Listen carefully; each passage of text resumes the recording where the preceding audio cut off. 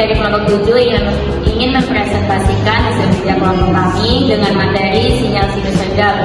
Sebelumnya, perkenalkan, nama saya Mei Fajira dari NPM 78. Saya Muhammad Kadian Widiantoro, NPM 80. Dan saya Muhammad Yudin Hasan dari NPM 81. Untuk dasar teori, dimulai dari pengertian, sinyal sinusoidal adalah sinyal listrik yang nilainya berubah terhadap waktu dan berbentuk gelombang halus.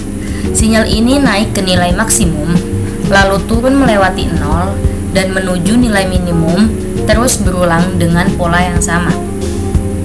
Untuk selanjutnya, itu ada bentuk matematis.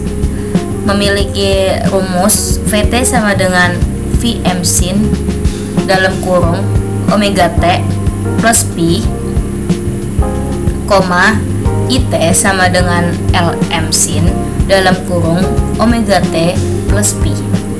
Untuk kejelasannya sendiri, T adalah perubahan terhadap waktu. Untuk Vm itu adalah amplitudo atau nilai puncak gelombang. Untuk omega itu sama dengan 2πf, yang berarti adalah kecepatan sudut. Untuk pi sendiri adalah fase atau pergeseran sudut awal. Bentuk gelombang sinusoidal pada gambar di atas membuktikan bahwa gelombang tersebut naik turun secara halus dan terus-menerus. Karakteristik bentuk sinusoidal. Yang pertama, periodik. Periodik memiliki pola yang diulang setiap periode. Yang kedua, memiliki frekuensi. Menentukan cepat lambatnya perubahan sinyal, misal 50 Hz atau 60 Hz. Yang ketiga, memiliki amplitudo, menunjukkan besar maksimum tegangan atau arus. Yang keempat, memiliki fasa. Memiliki fasa di sini menunjukkan pergeseran gelombang terhadap waktu. Nah, yang kelima, dapat direpresentasikan dalam bentuk fasor, yaitu mempermudah analisis rangkaian AC. Yang keenam, energi bolak-balik. Arus mengalir bergantian arah. Yang ketujuh, memunculkan reaktansi pada komponen R, L, dan C. Nah, di sini adalah kelebihan sinyal sinusoidal. Yang pertama, efisiensi transmisi. Daya tinggi melalui transformator atau dapat dinaik turunkan tegangannya. Yang kedua, lebih mudah dihasilkan oleh generator listrik. Yang ketiga, lebih stabil untuk jarak jauh dibanding DC karena rugi daya lebih kecil. Yang keempat, komponen AC lebih tahan lama atau motor AC, trafo, dan lain-lain. Yang kelima, memudahkan analisis matematis dengan metode fasor dan impedansi. Yang keenam, banyak digunakan dalam sistem tenaga listrik dan elektronik.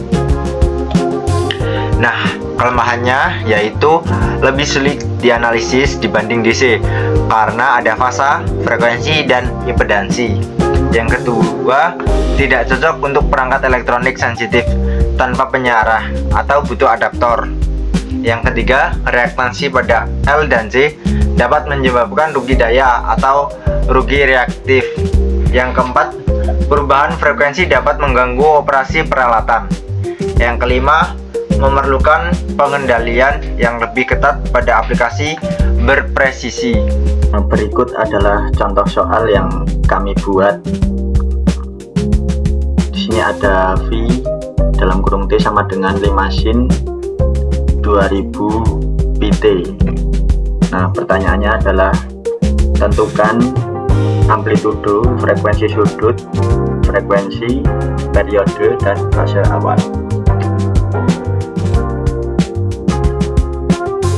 Nah, di sini adalah jawaban yang kami dapatkan dari contoh soal, yakni amplitudo sebesar 5, frekuensi sudutnya adalah 100 radian per second, frekuensinya yang didapat adalah 1000 Hz, periodenya 1 milisecond, dan fase awal kurang lebih 3,595 derajat.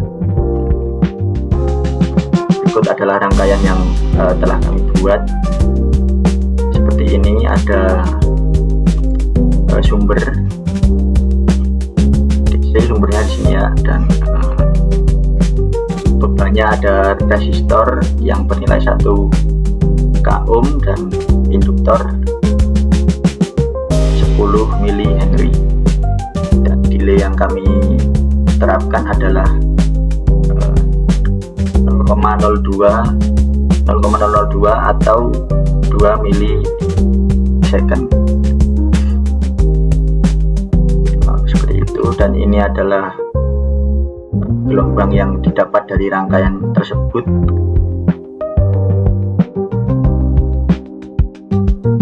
Ini ada yang biru ini,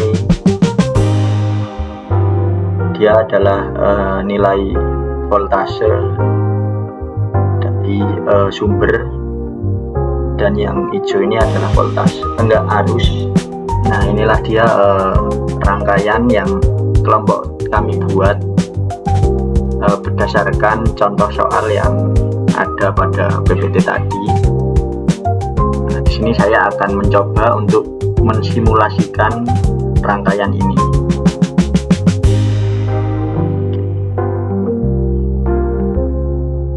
Nah, seperti ini ya kurang lebih, dan coba kita cek dulu gelombangnya. Nah, ini adalah untuk gelombang arus dari sumber atau dari sumber DC-nya ini, sinusoidal ya teman-teman. Dan yang biru ini nilai tegangan atau gelombang tegangan dari sumber juga. Coba kita cek untuk pada bebannya atau gelombang pada beban.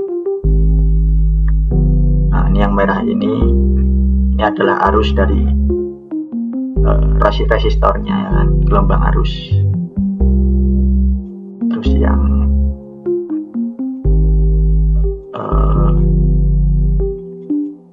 nah ini adalah tegangan, gelombang tegangan dari resistornya yang melewati resistor, seperti ini kurang lebih. Untuk pada induktornya, nah seperti ini. Yang biru ini adalah gelombang arus pada induktor L1, dan ini adalah gelombang arus. Ini tadi arus apa? Nah, ini ya, mungkin kalau untuk tegangannya yang melewati induktor juga kurang lebih sama ya dengan tegangan yang melalui resistor atau R1 ini, seperti itu. Dan mungkin misal delaynya ini diubah, si gelombang ini mungkin juga akan ikut berubah, karena ya ini mengikuti satuan waktu yang digunakan. Karena di sini saya menggunakan 2 milisecond ya, ini sebesar 2 milisecond di sini.